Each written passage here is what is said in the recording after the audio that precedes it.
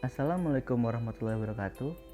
Kami dari kelompok 13 yang beranggotakan Naufal Nizar, Erlangga Dava, Sarah Alia, dan Oktaviani Nabila ingin mempresentasikan mengenai ketidakmerataan infrastruktur di Kabupaten Banjarnegara. Pada masa ini, SDGs menyatukan prinsip kesejahteraan dengan menggabungkan berbagai aspek. Pemerintah mendorong inovasi untuk membangun infrastruktur yang tangguh, mendorong industri yang berkelanjutan, dan mendukung kemajuan menuju tujuan pembangunan berkelanjutan atau SDGs agar dapat mengurangi ketimpangan sosial di masyarakat.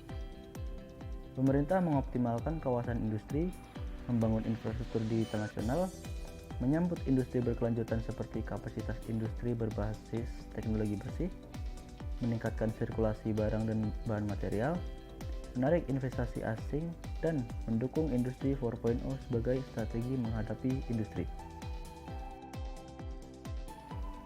Keadaan infrastruktur di Indonesia saat ini kurang memuaskan dan tertinggal dari negara lain. Hal ini dapat dilihat dari kondisi infrastruktur di Indonesia yang baru mencapai 38,5%, yang dalam kondisi idealnya seharusnya sudah mencapai 70%.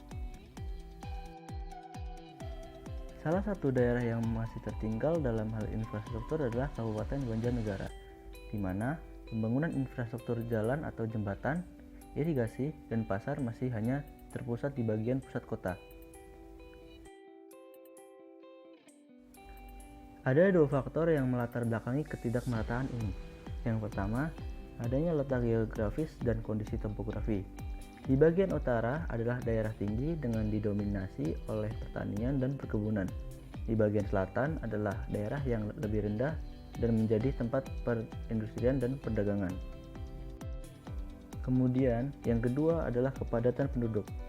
Penduduk Kabupaten Banjarnegara mencapai 912.917 jiwa, sehingga sarana prasarana yang dibangun harus memenuhi kebutuhan penduduknya. Nah, berdasarkan kondisi tersebut, maka solusi yang perlu dilakukan adalah melakukan penyusunan rencana induk dan paket program terpadu agar produktivitas dan pemerataan tercapai, melakukan pembangunan infrastruktur di kawasan desa, dan memperbanyak jumlah lahan irigasi serta pasar-pasar agar pendistribusian bisa dilakukan secara merata. Demikian sedikit yang dapat kami sampaikan, kurang lebihnya mohon maaf. Assalamualaikum warahmatullahi wabarakatuh. Created using Powtoon.